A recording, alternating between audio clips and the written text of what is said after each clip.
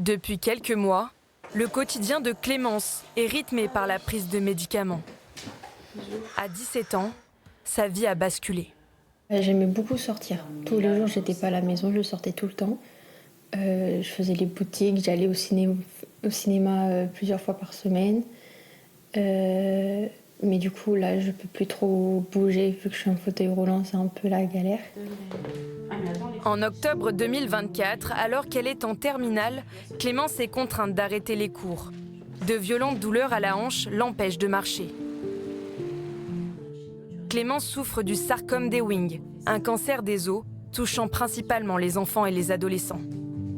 J'étais à la fois triste, parce que c'est un peu normal d'apprendre quand on a un cancer que on va perdre nos cheveux, on ne sait pas si on va réussir à se battre, etc. Mais j'étais aussi soulagée parce que pendant 1 an, j'ai eu des erreurs médicales. Et du coup, ça m'a un peu soulagée pour qu'on puisse mettre le mot que j'ai un cancer et que c'est pas dans la tête, parce qu'on m'a ressorti beaucoup de fois que c'était dans la tête, que je mentais et tout. Et pour aborder la maladie plus facilement, Clémence et sa famille peuvent compter à chaque étape sur le soutien de l'équipe médicale. À la maison, on a aussi la possibilité d'avoir une sophrologue, une réflexologue, on a aussi une psy à la maison. Voilà, tout est pris en charge et heureusement, j'ai envie de dire, parce que nous, on ne touche pas terre, quoi, en fait, du jour où on nous annonce la maladie, voilà, on est dans un autre monde, on est coupé et on ne peut pas penser en tant que parent à tout, c'est pas possible. Bonjour. Damien, comment tu vas? Bien, et toi, ça va? Super, Bob. Merci. À quelques chambres de là, Damien, lui, cohabite avec la même maladie.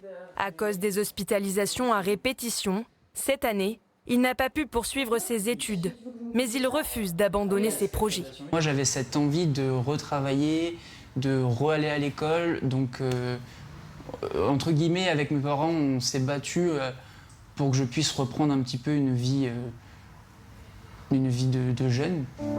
Mener une vie de jeune, comme les autres. Damien tente de s'en rapprocher chaque jour.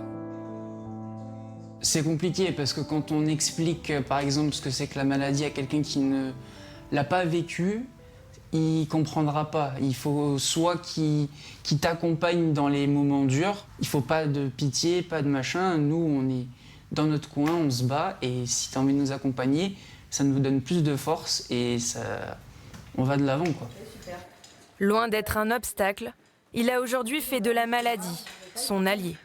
Mentalement, ça nous apprend beaucoup de choses, y compris l'envie de se battre dans la vie de tous les jours et de nous faire comprendre que rien n'est impossible.